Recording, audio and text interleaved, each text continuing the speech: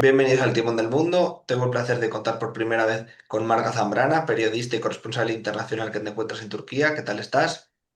Muy bien, Alberto. Gracias por tenerme aquí. Muchas gracias por tu tiempo, por participar en el canal y es un placer tener una profesional como tú. También tengo el placer de contar por primera vez con Miguel Ángel Melián, analista en geopolítica y defensa. ¿Qué tal estás? Muy bien, muchísimas gracias también y muy ilusionado también de estar aquí por primera vez. Muchas gracias. Y Brian, a ti ya que te conozco, bueno, repito que eres analista internacional. ¿Qué tal estás, Brian? Hola, hola Alberto, hola Marga y Miguel, un gusto estar por acá. Bueno, lo primero, muchas gracias también a la gente que va a ver el vídeo. También le pido que por favor se suscriba al canal, le dé like y lo comparta si puede ser. Y hoy vamos a hablar en la relación entre Turquía e Israel, que a consecuencia de lo que está sucediendo en Siria se ve acrecentada la tensión entre ellos cada vez más.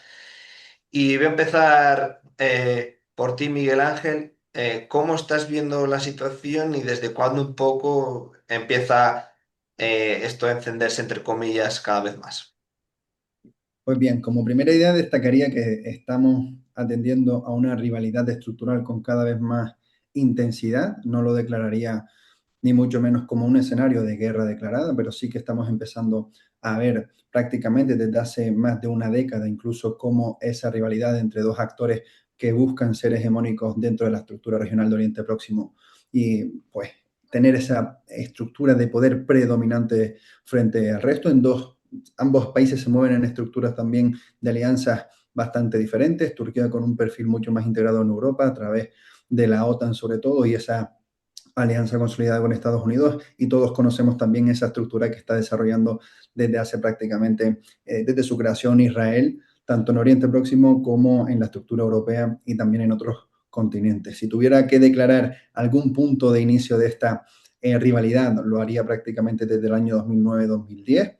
A partir de ese momento es cuando observamos la primera ruptura diplomática como tal y después se van sucediendo una serie de episodios que nos han llevado hasta hoy en día, hasta prácticamente 2022, que se supone esa tercera ruptura y anteriormente la de 2016. Por lo tanto, como contexto, estaríamos hablando de tres rupturas. Las dos primeras son más materiales, digamos, en términos diplomáticos y quizás también económicos y comerciales, por supuesto, pero considero que desde 2022 la pugna es diferente, la rivalidad es diferente y también los medios que se están poniendo en situación, tanto por el contexto que se está actualmente desarrollando en Irán como las propias ambiciones estratégicas de Turquía y de Israel, son bastante diferentes e irreversibles a las épocas anteriores.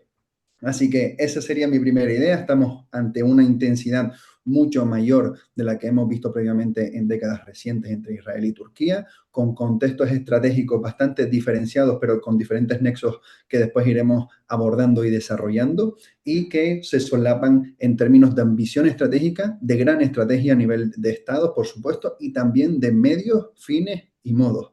Por lo tanto, abarcaremos también esos territorios como pueden ser Gaza, Siria, cómo se han ido desarrollando esos encuentros y esas oposiciones entre ambos países. Pero bueno, sí que me gustaría dejar esa primera idea y como un dato curioso que también me parece bastante interesante a resaltar es que Turquía fue el primer país de mayoría musulmana en reconocer a Israel en marzo de 1949 y a partir de ahí hemos visto cómo las relaciones han tendido a tener altas y bajadas, pero ahora estamos en un periodo totalmente diferente.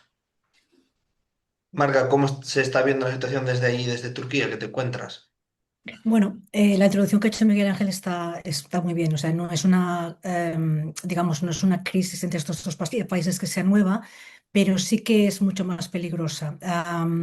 Básicamente, en los últimos años ha sido, o sea, las tensiones han sido por Palestina, porque Turquía y Erdogan ya no es la misma que reconoció a Israel, como ha señalado él en los 40.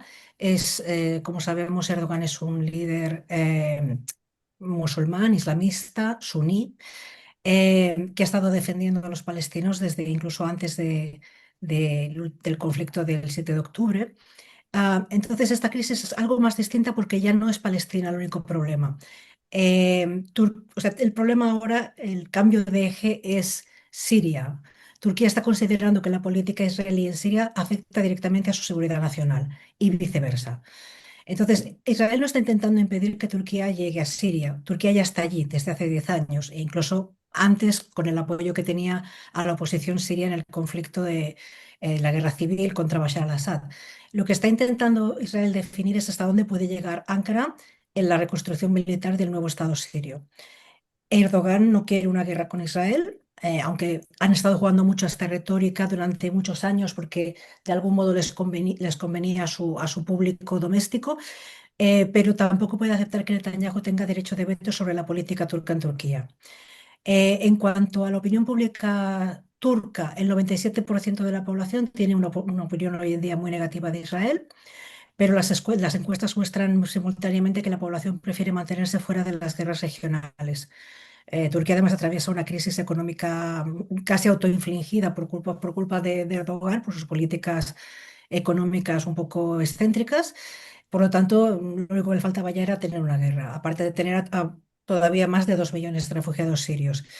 Entonces, hay otro aspecto también que es diferente y es que el contexto regional está cambiando. O sea, tenemos que recordar que hace unos días se firmó un nuevo pacto entre Turquía, Arabia Saudí y Pakistán, y Siria ha estado tanteando últimamente su posible incorporación, perdón, y al mismo tiempo también está hablando con Pakistán para usarlo como intermediario en sus relaciones con Irán. Esto ya indica que no está funcionando, o sea, que este eje sunís, chiitas que había hasta ahora en Oriente Medio está cambiando, se está volviendo mucho más pragmático, porque el nuevo gobierno de Siria en teoría debería de ser anti-iraní, pero lo que está intentando hacer el nuevo líder, Ahmed al-Shara, es llevarse bien con todos para calmar los ánimos, levantar las sanciones y desarrollar el país. Y esto es lo que también está buscando Turquía. Entonces, en definitiva, hay un choque frontal básicamente por Siria. A Israel le interesa mantener a Siria dividida. Recordemos que tiene ocupada una parte del territorio, los Altos del Golán, y está dando apoyo a las minorías drusas en el sur, con las que tiene un vínculo histórico muy importante. Y a Turquía le interesa todo lo contrario. O sea, que la nueva Siria permanezca unida, que es muy complicado porque ahora mismo está completamente fragmentada en muchas divisiones, los kurdos en el noreste, los turcos en el norte. eh, y entonces esto se contrapone, o sea, es uno de los principales problemas porque va a afectar a la seguridad de los dos países. De manera que podemos decir que siempre ha habido desde hace años tensiones entre los dos países, entre Israel y Turquía, pero en este caso sí que hay un riesgo real. Estados Unidos está mediando, como ya sucedió hace más de 10 años con Barack Obama, que tuvo que intermediar para que de nuevo Erdogan y Netanyahu recuperaran las relaciones bilaterales. Y bueno, lo único que, o sea, la esperanza de momento para que la cosa no se dispare es que son los principales socios de Estados Unidos en la región, aunque con intereses completamente diferentes. Brian,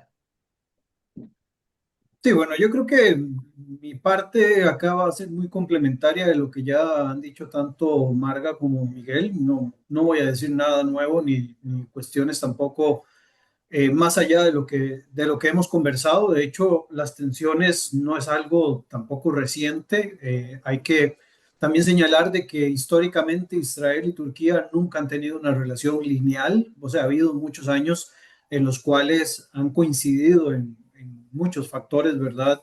Principalmente antes de la llegada de Erdogan, creo que con Erdogan y obviamente también con el posicionamiento de Netanyahu, pues las relaciones entre Turquía e Israel han tenido cada vez más tensiones a lo largo del tiempo. Sabemos que hay un punto ahí en el cual se empieza a ver una diferencia bastante marcada que tiene que ver con el tema del Mavi Mármara, ¿verdad? Hace ya bastantes años hacia atrás, en otro de los capítulos de conflicto entre Israel y Hamas y todo el tema relacionado con Gaza.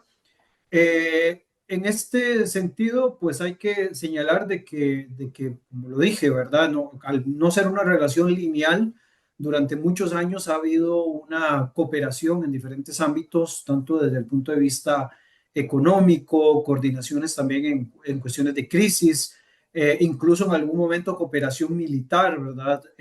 Obviamente con Erdogan, pues la situación ha venido a tensarse mucho más, principalmente por su discurso, y como decía Marga, mucho tiene que ver con discursos internos. De igual manera, Netanyahu responde con discursos agresivos para poder darle un poquito de músculo a su propia situación interna.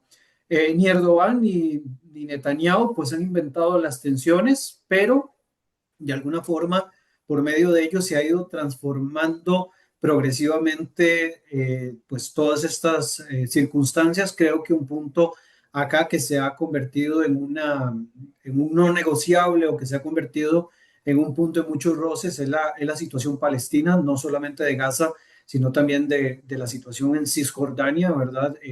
Dentro de todo este esquema relacionado con Palestina, hemos escuchado incluso a diputados o a ministros del gobierno de Erdogan aludiendo a un pasado otomano, ¿verdad? Muy señalado ahí en este romanticismo de regresar a una época que ya no existe en la actualidad, e incluso en algún momento el mismo pues Erdogan ha endosado algunas de estas manifestaciones, que de nuevo, como ya lo dije, tiene que ver más que todo como para incentivar algún espíritu interno dentro del país, algo que tal vez no se mueve dentro del grueso de la población, porque si bien pues Erdogan ha hecho todas las matráfulas habidas y necesarias para poder mantenerse en el poder, pasar de una figura semipresidencialista o una figura, digamos, parlamentaria a un esquema en el cual él sea, digamos, la máxima figura, y que el presidente sea la máxima figura del Estado después de ciertas reformas constitucionales, pues en realidad el tema pues se ha mantenido debido a otras circunstancias. Lo que sí hay que señalar dentro de todo lo que hemos marcado es que evidentemente el tema palestino, y principalmente la situación en la Franja de Gaza desde el 2023 a la actualidad, y quizás en los enfrentamientos anteriores, han acelerado la dinámica de enfrentamiento entre Israel de Netanyahu y la Turquía de Erdogan, ¿verdad? Y hago este señalamiento porque no podemos hacerlo tampoco en una generalización demasiado binaria, ¿verdad? Creo que aquí hay obviamente que encontrar todos los matices. En este sentido, para el gobierno de Turquía, la guerra en Gaza ha dejado de ser solamente una controversia bilateral con Israel y se ha convertido en una narrativa sobre el liderazgo de Turquía en el mundo musulmán, ¿verdad? Algo que ha querido también destacar incluso con su binomio con Qatar a lo largo de los últimos años, y sus reclamos inclusive, como decía ahora, aludiendo a este pasado otomano, de la posibilidad en algún momento incluso de poder tener control sobre la ciudad de Jerusalén, algo que de nuevo entra mucho dentro de una retórica muy ideológica y muy idealista inclusive.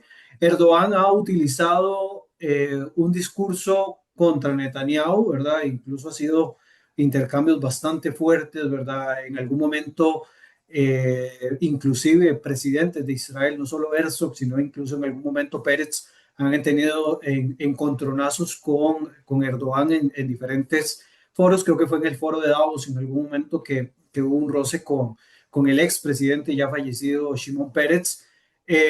Por otro lado, pues también Erdogan ha mantenido una posición con respecto a Hamas que ha sido muy, digamos, controversial con respecto a Israel, ¿verdad? Manteniendo inclusive la posibilidad de que algunas figuras de Hamas tengan la posibilidad de tener la identidad o la nacionalidad turca, ¿verdad? Como un elemento ahí que ha sido bastante criticado por el gobierno de Netanyahu. Y también, pues, evidentemente eso ha traído roces inclusive con países occidentales debido al reconocimiento de Hamas como una organización terrorista. Obviamente todo esto mencionado podría ser insuficiente si lo dejamos únicamente desde el marco ideológico, aunque por supuesto el marco ideológico es un factor además, digamos, de la cuestión del realismo como tal que se practica dentro de todas estas dinámicas a lo largo de la situación en Oriente. Aquí hay, por supuesto, una cuestión de competencia regional detrás de todo este enfrentamiento. Turquía ha buscado mayor autonomía estratégica y una capacidad de influencia en zonas que son sumamente importantes, como el Mediterráneo Oriental, donde obviamente toda su situación en el norte de Siria, enfrentando incluso a las minorías kurdas, ha sido uno de estos factores sumamente importantes. También, digamos, manteniendo operaciones un tanto sí y un tanto bastante fuerte contra posiciones kurdas en Irak. Ha mantenido también un posicionamiento estratégico en el Cáucaso, donde también Israel ha tenido contactos, incluso una relación indirecta con Turquía en situaciones como la de Azerbaiyán por la región de Nagorno-Karabaj, que lo ha llevado incluso a roces con Armenia. Ha habido también una situación de contacto en el Mar Rojo, en el Golfo, en África, con la situación de Somalia, la relación de Israel con Emiratos Árabes debido a los acuerdos de Abraham que los ha llevado a tener ciertos, digamos, roces con Turquía en una situación como la de Sudán. Israel, por supuesto, ha ido ampliando a lo largo del tiempo un radio estratégico a través de los acuerdos de Abraham y de otros acuerdos que se han venido implementando, tanto, digamos, en el Medio Oriente como en el norte de África y otras zonas. Y conforme ambos países han ido proyectando su poder, pues ha ampliado un poco esta situación, ¿verdad? Entonces, ya como para terminar mi participación en este bloque y no robar mucho tiempo, si bien pues la situación en Gaza, podríamos decir que ha sido la que ha aumentado las intensidades en la crisis actual entre Israel y Turquía, la transformación del equilibrio a nivel regional podría explicar también por qué la crisis podría sobrevivir incluso aunque cambie, digamos, la situación en Gaza y donde quizás, como decía Miguel, y que posiblemente sea lo siguiente que vamos a conversar, Siria se convierta en el nuevo escenario donde pueda existir mayor plausibilidad de enfrentamiento entre las partes. Gracias y disculpe que tomara tanto rato. Miguel, Sí, bueno, son bastantes puntos los que ha sí, tocado Brian también y Marga. O sea, no puedo estar más de acuerdo con el análisis de ambos. Sí me parece interesante comentar algunos puntos por encima también para aportar diferentes líneas, ¿no?, de conversación y debate en este sentido que considero que son bastante importantes a tener en cuenta. El primero de ellos, lo hemos conversado en las tres intervenciones, es la narrativa. Hemos visto cómo ambos líderes, tanto Netanyahu como en este caso Erdogan, han impulsado una estrategia bastante observable en ambos escenarios de lucha por la narrativa, y eso también lo podemos extrapolar al caso iraní, en Estados Unidos también con Irán. Es decir, lo estamos observando cada vez más en la escena internacional como la pugna por la narrativa es una de las piezas claves, sobre todo en un campo específico de cara a las propias poblaciones internas, en la lucha de la legitimidad. Es decir, los líderes, y aquí ya conecto con el segundo punto, que son los liderazgos fuertes, luchan por tener una capacidad de ganar legitimidad respecto a sus propias poblaciones. Y con esa narrativa, esa legitimidad, pasamos a la identificación de enemigos externos. En este caso, el gobierno de Netanyahu tiene varios enemigos a lo largo del mundo, pero Erdogan también se ha convertido en uno de ellos. Incluso veíamos esas declaraciones hace unos meses que después de la caída de Irán vendría Turquía, y también de los propios consejeros y algunos ministros israelíes en este sentido, al igual que Erdogan ha hecho de su causa contra Israel una de sus principales líneas narrativas y por tanto de ese perfil de liderazgo fuerte que me parece bastante interesante resaltar, ya que lo hemos visto en otros casos como puede ser Donald Trump, Putin, Xi Jinping. Es decir, una proliferación de este tipo de perfiles en la escena internacional que también tiene unas consecuencias geopolíticas de bastante calado y profundidad, y lo estamos viendo, por ejemplo, en Oriente Próximo. Un tercer punto que sí me parece bastante también importante es que más allá de estos dos escenarios de disputa y confrontación directa, en términos narrativos, dialécticos y de legitimidad, tenemos Siria y Gaza, y también lo comentaba Brian, Cisjordania, como escenarios de confrontación directa, material, militar. Es decir, aquí estamos hablando como Turquía es el principal, desde mi punto de vista, el principal país que lleva ventaja en Siria, ocupando ese vacío que se produce en diciembre de 2024, bastante inteligente, con bastante estrategia detrás, y por supuesto también generando bastante incomodidades respecto a los objetivos de otros países, como en este caso puede ser Israel. E incluso también veíamos como terceras partes como Rusia negociaba hace ya unas semanas esa renuncia a las bases que tenían en el Mediterráneo con el gobierno sirio. Y por otra parte, dos cuestiones para terminar: el contexto regional.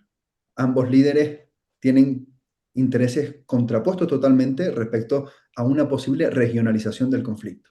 Israel apuesta, impulsa y desarrolla su actividad exterior y su política exterior y de seguridad con el objetivo de incrementar un escenario de tensión donde pueda moverse estratégicamente más inteligentemente, tanto de cara a su electorado interno, que tenemos elecciones ahora en Israel en este octubre, como de cara a sus propios aliados. Esas confrontaciones que han tenido estratégicas con Estados Unidos también hace que el soft power de Israel a nivel internacional se vea cada vez más deteriorado. El ejemplo que ponía Marga con ese 97% de la opinión pública turca es un buen ejemplo, pero también extrapolándolo al caso estadounidense, las opiniones pública o la percepción pública positiva de Israel en Estados Unidos ha ido en detrimento en este 2026 y la tendencia también en Occidente es similar y por tanto también tenemos que tener en cuenta esta posición y por otro lado Turquía no quiere una regionalización del conflicto.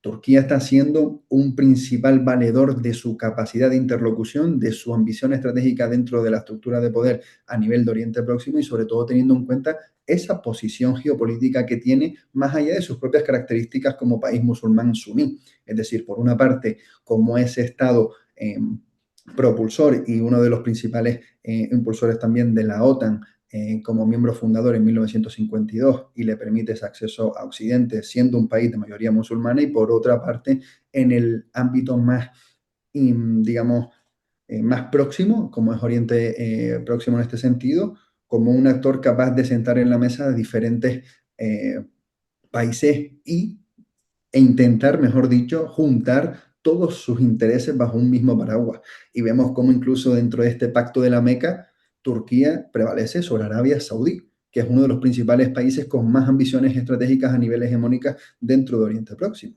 como país suní. Y aquí creo que estamos viendo, ¿no?, esos movimientos turcos como se contraponen a los intereses israelíes. Y por tanto, cierro recordando esos 5 puntos que me parece bastante interesante: narrativa, tipos de liderazgo, teatros específicos de confrontación directa, la regionalización del conflicto y también como elemento interesantísimo por todo lo que significa en términos geopolíticos, ese soft power israelí que necesita mantenerse post-Netanyahu y también para la propia estrategia de seguridad y geopolítica que tiene Israel en la región. Marga. Sí, están muy bien las dos intervenciones, pero me gustaría matizar o añadir algo, ¿no? Que ha comentado Brian antes, y es sobre las ambiciones neo-otomanas de Erdogan. Erdogan es un prestidigitador, ¿no? O sea, él se busca narrativas que le consigan más votos, ¿no? Ha estado cambiando, modificó hace 10 años la Constitución para dar más poder a la presidencia y así poder él salvarse del límite que tenía como primer ministro en número de legislaturas. Entonces, yo entiendo que desde fuera lo del neotomanismo se ve como algo muy atractivo, ¿no? Muy como, digamos, también un poco como ¿no? el Putin que intenta recuperar la Rusia del Shah, ¿no? Pero hemos de fijarnos no tanto en lo que dice, porque también en teoría era un islamista radical hasta que se le acabaron esos votantes y entonces se convirtió más en un nacionalista. Creo que debemos centrarnos un poco más en los hechos, ¿no? Más que en su retórica. Erdogan es un pragmático y él lo que quiere es continuar en el poder. Que podía haber intentado una política expansionista. Bueno, sí, sobre todo los turcos, y tengo amigos que eran anti-Erdogan, eran comunistas de izquierdas y ahora son súper pro-Erdogan porque se sienten orgullosos de que de alguna manera él haya puesto Turquía en el mapa, ¿vale? Pero en 20 años en el poder, que es lo que lleva Recep Tayyip Erdogan liderando Turquía, no ha habido exactamente invasiones, ¿no? Al contrario, o sea, primero quería llevarse bien con todos los vecinos. Luego, por motivos ¿no? de retórica para sus votantes, acabó llevándose muy mal con todos. Y creo que hay un punto de inflexión con la guerra de Siria, ¿no? O sea, la guerra de Siria y también en esta crisis es lo que es importante. O sea, hay un cambio de eje desde Gaza, ¿no? Desde la guerra entre Israel y Gaza del 7 de octubre a lo que está sucediendo, lo que ha sucedido la última semana. Em, para Turquía la guerra de Siria es existencial ahora mismo, ¿no? Es una guerra que empezó de una forma un poco extraña porque todos los expertos cometieron muchos errores, ¿no? Uno era pensar que la primavera árabe nunca iba a llegar a Siria y el segundo era creer que Bashar al-Assad no duraría nada en el poder. Entonces, Erdogan, que había sido, bueno, había tenido buenas relaciones diplomáticas con Assad hasta ese momento, de pronto ve una oportunidad para apoyar a sus hermanos, ¿no?, sunitas, ¿no? Recordemos de nuevo que Erdogan es un musulmán suní. Entonces, bueno, empezó a darle apoyo a la oposición. Esto estaba dentro de la línea de lo que también quería Barack Obama en ese momento, que era, bueno, vamos a apoyar la posición prodemocrática, pero luego todo se fue complicando mucho. Cuando Erdogan entró en el norte de Siria hace 10 años, ya tenía muchísimos riesgos por delante. Uno es el terrorismo kurdo, ya sabemos el conflicto entre el Estado turco y los kurdos que lleva décadas, 50.000 muertos. Para Erdogan, las SDF-YPG del norte de Siria, es decir, las zonas kurdo sirias, son aliadas del PKK. Bueno, hay relaciones, por supuesto, pero bueno, son facciones diferentes. Y además abre las puertas a todos los refugiados sirios que empiezan a huir cuando ya el conflicto se va prolongando. Hemos llegado a tener 4 millones de sirios aquí. Cuando hablamos en Europa de lo que supone el conflicto de la llegada de inmigrantes, no tiene casi nada que ver con lo que ha pasado aquí. Tenemos un gobierno de puertas abiertas que ha querido ayudar a esos hermanos musulmanes sirios, y hermanos musulmanes también tiene una segunda lectura, pero la población turca ha empezado a vivir una crisis en la última década. O sea, podemos decir que la primera época de Erdogan, los primeros 10 años, él era proeuropeo, mejoró mucho la economía por una serie de medidas que se tomaron en torno al año 2000 muy positivas, como igualar la lira turca al dólar. Pero al cabo de 10 años, esa curva de crecimiento, ¿no?, que también hemos visto en otras transiciones, empieza a bajar. De manera que hace 10 años, justo antes del golpe de Estado, Erdogan siempre ha tenido una mayoría brutal porque también empezó, al llegar al poder, a mantener conversaciones con los kurdos para llegar a un proceso de paz, consiguió sus votos. Pero bueno, esta curva de crecimiento, el desgaste en el poder, las corrupciones, etcétera, han hecho que Erdogan pues, vaya perdiendo terreno y cada vez tiene menos intención de voto. Retornar a esos 4 millones, 5 millones, si contamos todo lo que nos está registrado de refugiados sirios a Siria, es una gran prioridad. Básicamente porque, aunque Erdogan está manipulando la constitución, ha metido a toda la oposición en la cárcel, él sabe que la presencia de refugiados sirios en su territorio es un gran problema. Todavía quedan más de 2 millones, han regresado aparentemente, cifras oficiales dicen 700.000, 1 millón, pero no acaban de volver precisamente porque Siria no está unida, es muy cara. Sabemos que las guerras encarecen muchísimo a los países, es muy caro vivir ahora mismo en Siria. Los sirios que viven en Turquía, aunque no tengan protección como refugiados, tienen un estatus que creó el gobierno para ellos, que es una protección temporal. Y lo que sí que está permitiendo es dejar que vayan regresando pues, en visitas cortas para ver cómo está el terreno, pero esto es muy complicado, esto va a requerir años de reconstrucción. O sea, todas estas personas han perdido sus viviendas. Recordemos que Bashar al-Assad, con la ayuda de Putin, bombardeó su propio país. O sea, es un país en ruinas, donde hay miseria, donde no hay electricidad, no hay cortes de agua, falta combustible. Bueno, es un auténtico caos. Por lo tanto, esto sigue suponiendo, hay dos problemas aquí. Por un lado, los refugiados, pero también el islamismo radical. O sea, cuando Erdogan entró en el norte de Siria, tomó como pretexto que quería controlar la expansión de los kurdos en el norte, pero también teníamos, como todos recordaréis, una crisis muy grave con el Estado Islámico. Entonces, para Turquía esa franja que mantiene en el norte de Siria es existencial. Los radicales islámicos siguen estando allí porque, como sabemos, Ahmed al-Sharaa es el ex líder de Al-Qaeda e incluso durante la temporada del ISIS en Siria. Está intentando reconducir a esa gente, pero hay muchos elementos sueltos que, como hemos visto también durante los conflictos interétnicos, han actuado. Ha habido matanzas de gente cercana al gobierno, antiguos miembros de esos grupos radicales que han estado atacando alawitas. Ha habido muchísimo conflicto étnico. Entonces, creo que el principal problema ahora se ha desplazado muy bien, tenemos una retórica sobre Palestina que nos conviene a los dos. Pero se ha desplazado más a que ahora el verdadero peligro es Siria. Y creo que es importante centrarse porque ha pasado muchas cosas en la última semana. Lo primero es el ataque israelí del 18 de agosto contra la base de Abu al-Duhur. Esto creo que es un punto de inflexión. Israel ha bombardeado esta base que está como a unos 70 kilómetros de Turquía. Este es el ataque más grave, Ujú. ataque real, o sea, cuantificable en años. Y lo que alegaba Israel es que Damasco estaba a punto de permitir un despliegue militar turco que alteraría el statu quo de seguridad. Esto es importante tenerlo en cuenta. Ahora mismo los poderes que gobiernan la región y sobre todo están presentes en Siria son Turquía, o sea, que apoyen realmente al gobierno de Ahmed al-Shara, es Turquía, Arabia Saudí, Qatar. Y luego tenemos el amigo díscolo de Donald Trump, que es Benjamin Netanyahu, que al principio, pues como siempre, ¿no? Por sus tradicionales contactos, parecía como su gran amigo, y ahora se ha dado cuenta de que es ¿cómo se dice en inglés? Una liability, o sea, es un problema.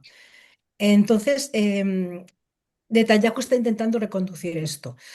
Em, bueno, de momento lo dejo aquí porque puedo seguir hablando de este tema, pero creo que los últimos acontecimientos, sobre todo sobre el territorio sirio, es lo más importante, hasta el punto de que, bueno, como todos sabemos, Tom Barrack, el embajador estadounidense aquí en Ankara y también el enviado especial para Siria, ha dicho que Turquía no fue advertida del ataque, y que al detectar los aviones israelíes volando hacia el norte podrían haber preparado una respuesta militar.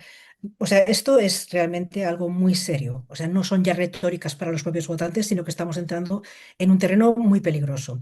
La buena noticia es que, bueno, se han abierto dos canales. En uno de ellos intermedia Estados Unidos y el otro parece ser que era un canal directo que los israelíes han querido soltar. Eh, y no creo que Turquía tenga ningún interés en entrar en una guerra, ni Erdogan ni su población. Em, Hemos tenido, ya para finalizar, ha habido un par de reuniones, precisamente, ¿qué día es? 26, durante el fin de semana, domingo y lunes.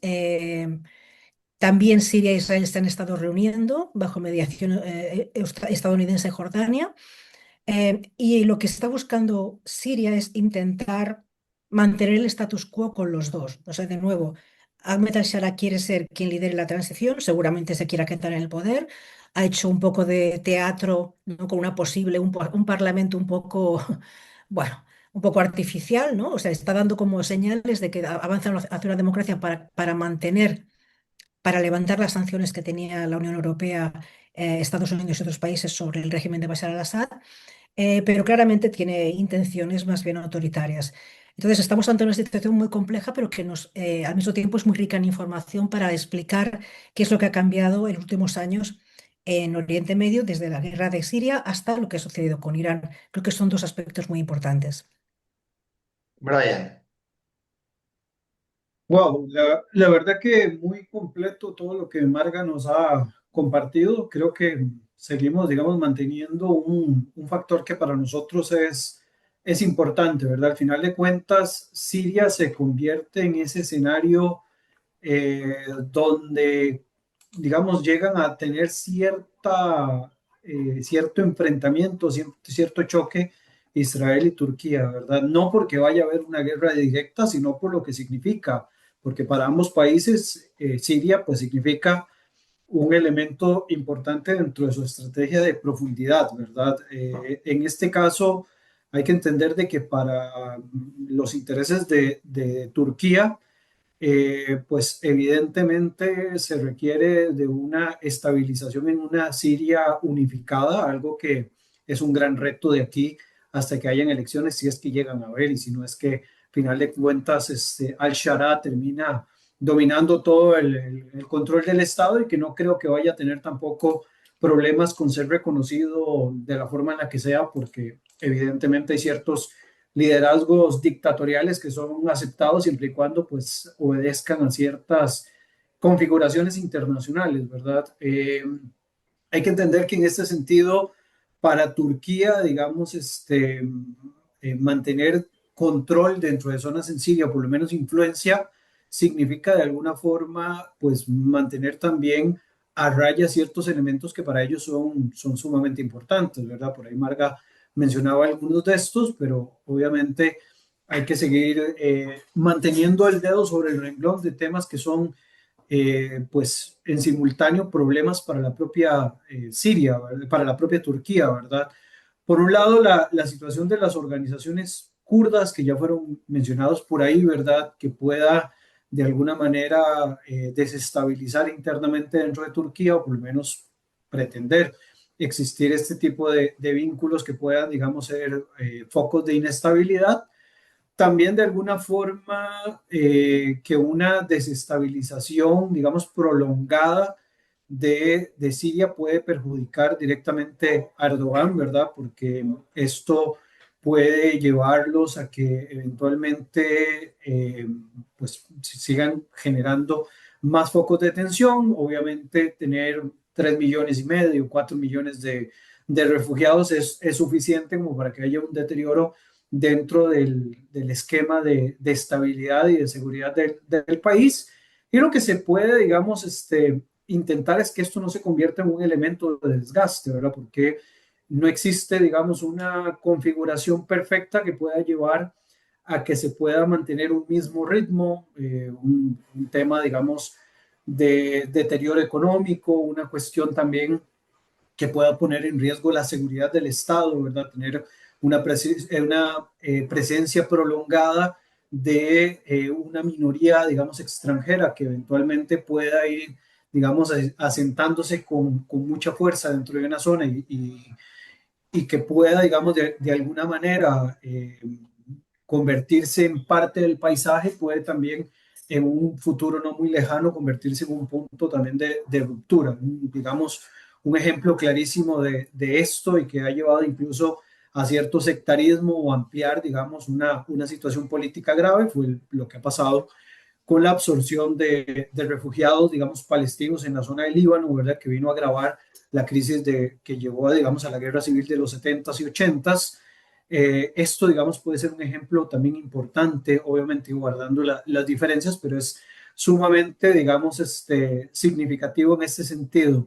En este punto, obviamente, para Erdogan, mantener una influencia en el gobierno de Damasco le da, digamos, esa posibilidad de mantener una profundidad estratégica, no solo, digamos, para un enfrentamiento directamente con Israel, sino también, digamos, porque Siria como tal les significa a ellos tener una influencia importante en el Mediterráneo Oriental, como ya lo decía en mi intervención anterior, ¿verdad? Y para Israel, mantener, digamos, el status quo de una situación en Siria, como lo es el control de los Altos del Golán, no solo por una cuestión geoestratégica, sino también incluso por una cuestión eh, de seguridad como tal, hídrica, por ejemplo, o cuestiones también asociadas con una minoría que para Israel ha sido fundamental en los últimos años, como es la minoría drusa, definitivamente pues también lleva a esa importancia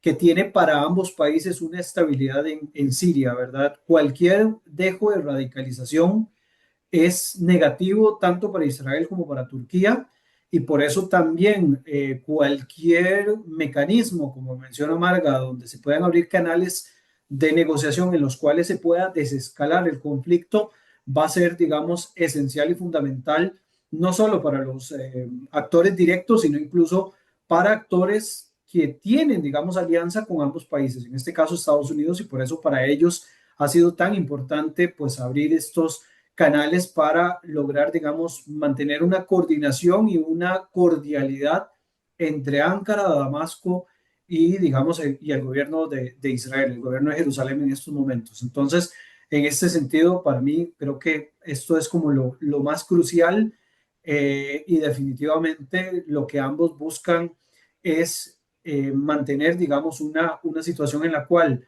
puedan, digamos, tener cierta profundidad estratégica en estas zonas, y ya con esto cierro, mientras que también se pueda, digamos, evitar de que se pueda radicalizar hacia cualquier sector que se convierta en digamos, en un foco de desestabilización para su situación actual. Miguel Ángel. Pues bien, no sé por qué línea continuar, ya que hemos tocado, creo que bastantes puntos que van a definir la relación entre estos dos países. No sé si les parece bien y comentamos más o lo que tú nos digas, Alberto. Lo que tú quieras. ¿Por dónde quieres tirar? Perfecto, pues yo seguiría profundizando entonces por la cuestión siria, que me parece que es un actor regional bastante interesante, con una perspectiva de futuro en el medio largo plazo que puede devolverle cierto estatus dentro del equilibrio de poder, teniendo en cuenta sobre todo, yo diría incluso hasta 4 partes fundamentales o 5 interesadas en el desarrollo de Siria y sus consecuencias.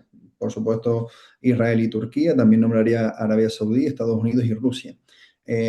Considero que estos 5 actores despliegan en este país diferentes intereses estratégicos, con las condiciones totalmente diferentes, ya que, por ejemplo, Estados Unidos mantiene actualmente un conflicto activo contra Irán, Rusia tiene el suyo propio en Europa del Este contra Ucrania, Israel también está manteniendo una simultaneidad de frentes que podemos ver en el Líbano, vemos en Gaza, vemos en Siria, y por tanto también le impide desplegar una totalidad de medios en cada una de las regiones. Arabia Saudí también dentro del espectro de la regionalización del conflicto, con el frente Houthi también activo y esa amenaza constante tanto a sus campos petrolíferos como a su propia capacidad de refino y de producción. Y por tanto vemos como Turquía es el único país que no tiene un frente activo, tanto como o similar, ¿no? O comparable con estos países. Por lo tanto, ¿qué quiero decir con esto? Que Turquía tiene mucho más margen en Siria de actuación que el resto de sus competidores actuales, sobre todo con la retirada rusa que comentaba en la intervención anterior, y también con esa simultaneidad de frente que mantiene el resto de actores, que por mucha presión que puedan llegar a ejercer, lo que importa en este sentido, y comparto la opinión de mis 2 compañeros, es el pragmatismo que tiene Erdogan y esa profundidad estratégica que están intentando encontrar en Siria. A partir de aquí, ¿qué está haciendo Siria? El régimen de Al-Sharaa, justamente conocíamos que ha sido eliminado de esa lista de países proliferadores del terrorismo, por lo tanto es un punto a favor para su régimen, o también para esa visión que quiere construir dentro del esquema de seguridad de Oriente Próximo. Vemos cómo ya se está situando a Siria dentro de posibles acuerdos energéticos alternativos al estrecho de Hormuz y a lo que se produce en la región. Vemos acercamientos con Irak y vemos acercamientos con otros países como puede ser Turquía de la mano de Estados Unidos. Por lo tanto, el ámbito energético va a volver a ser uno de los protagonistas dentro del país sirio, por supuesto, siempre condicionados a esa a esa necesidad de seguridad para después aportar estabilidad y desarrollar así diferentes reformas que conduzcan a esa rehabilitación del Estado sirio. Y aquí considero que Estados Unidos está totalmente respaldando la posición turca frente a Israel, ya que hemos visto que a lo largo del conflicto del escenario o del teatro iraní, Israel ha ido buscando sus propios objetivos estratégicos, aunque ello supusiera en la práctica contraponerse a Estados Unidos. Y aquí Estados Unidos ha partido de una posición de febrero de este año en la que conocíamos de la mano del secretario de Estado Marco Rubio, que gracias a una reunión previa de altos políticos, también de militares y de seguridad entre israelíes y estadounidenses, llevaron a cabo esta operación, y hemos visto cómo la evolución propia del conflicto ha puesto sobre la mesa que quizás Israel no es el socio más fiable de Estados Unidos en la zona, por lo menos de momento, y atendiendo a esta contextualización que estamos viendo, sobre todo en el régimen iraní y también en Libia. ¿Qué pasa? Siria es un caso también bastante notable. Desde prácticamente su creación, Siria también formaba parte de esas amenazas intrínsecas que conllevaba el propio desarrollo del Estado israelí en la región.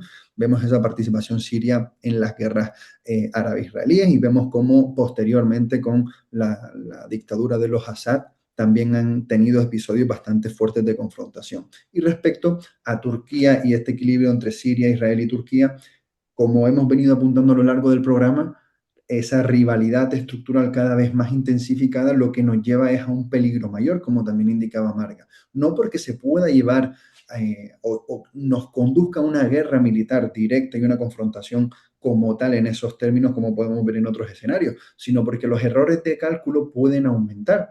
Y cuando aumenta esta posibilidad, también cabe mucha más tensión y, por supuesto, situaciones no deseadas por ninguna parte.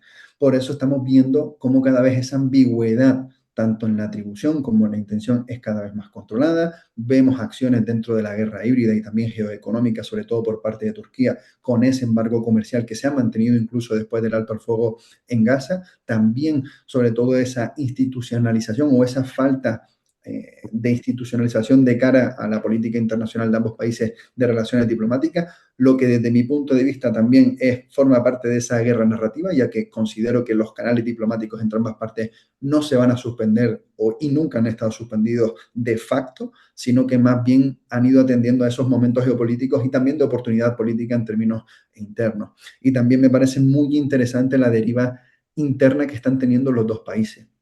Por una parte, el régimen de Erdogan, que es calificado desde el 2018 por Freedom House como un Estado no libre, con puntuaciones similares a las de Burkina Faso y por lo tanto bastante interesante a tener en cuenta, sobre todo en esas relaciones con Europa y la tendencia de Occidente de libertades civiles, derechos humanos también y libertad política.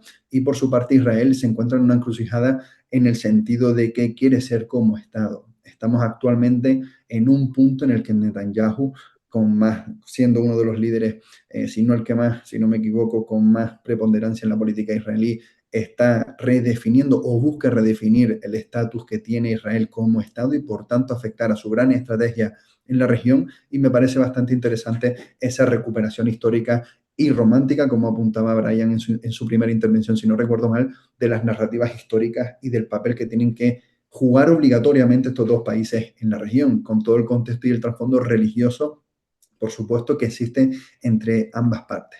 Por tanto, tenemos que tener en cuenta todas estas consideraciones. Es un entramado bastante complejo, por supuesto, a tener en cuenta, pero sí que esta rivalidad pertenece actualmente y tal como está consolidada a un segundo orden respecto a todo lo que estamos viendo en la región. No obstante, tenemos que seguir también pendientes de cada desarrollo y sobre todo de los sucesos como hemos estado viendo y apuntaba Marga en estos días de bombardeos a 70 kilómetros de la frontera turca, esa gestión también de los kurdos que se llegaron a citar incluso previamente también a emplearse en la operación contra Irán. Por lo tanto, tenemos que tener este tipo de factores en cuenta y también qué tipo de modelos de Estado van a sobrevivir a estos líderes como Erdogan y Netanyahu, que me parece también una serie de factores a tener en cuenta bastante considerable, ya que está en juego el papel que va a tener tanto Turquía con todo el espectro que tiene tanto en la OTAN, en la Unión Europea, en sus relaciones con la Unión Europea y con Estados Unidos, y también de Israel respecto a sus propios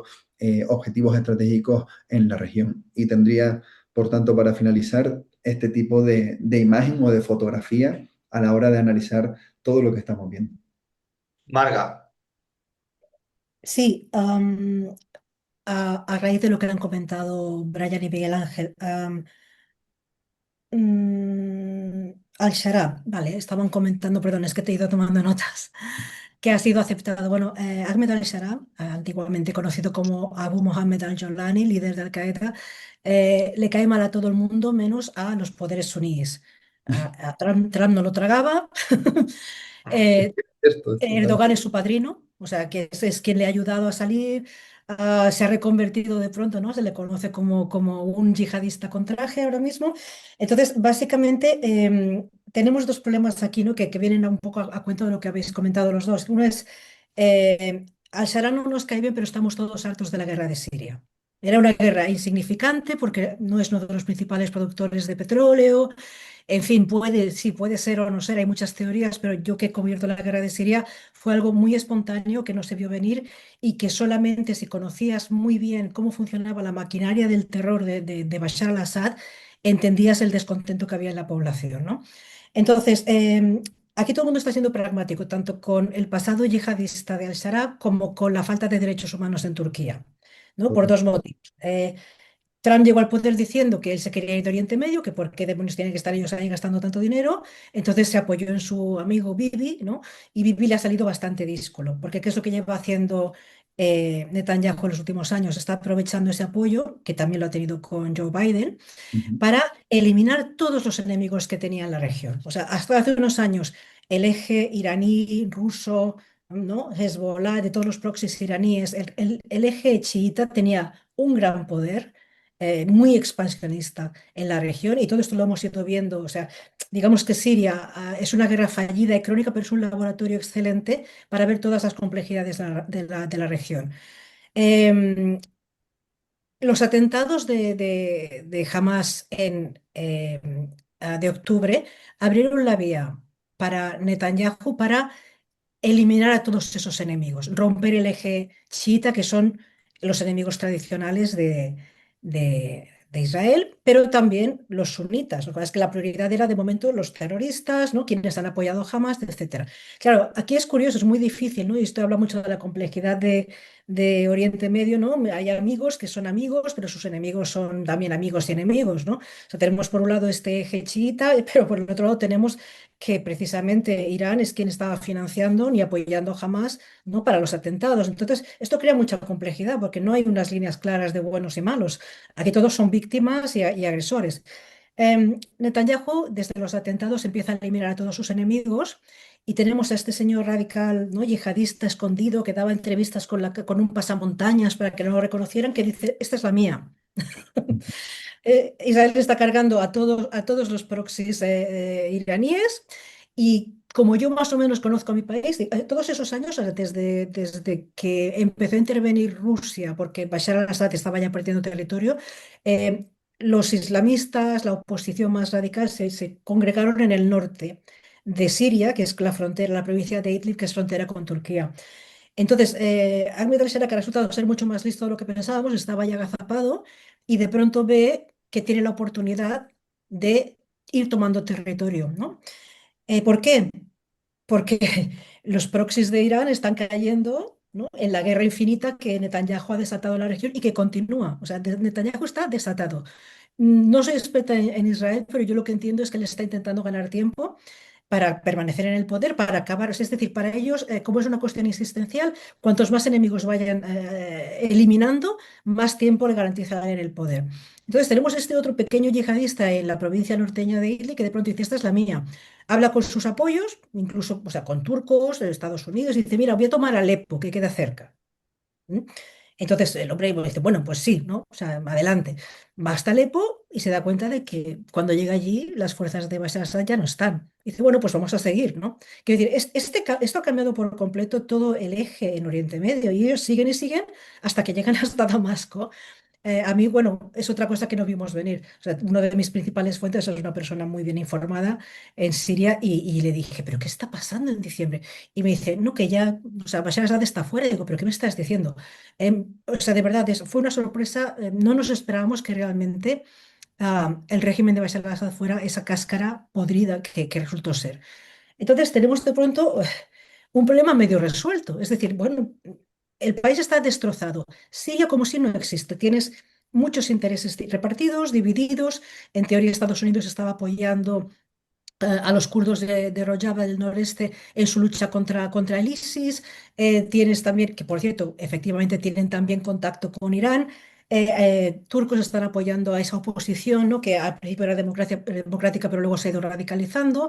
Israel está abajo ahí esperando a ver. O sea, para Israel Siria también es existencial porque es el paso que se usa tradicionalmente desde su enemigo legendario que es Irán para atacarlos, ¿no? O sea, Hezbollah ha estado matando a un montón de gente en la guerra de Siria, ha sido una vía de acceso también. Entonces, creo que todo esto hay que tenerlo en cuenta para comprender también el pavor que Israel tiene a que Siria esté unida. ¿Es Ahmed al-Shara la mejor opción que tenemos? No, pero no hay otra.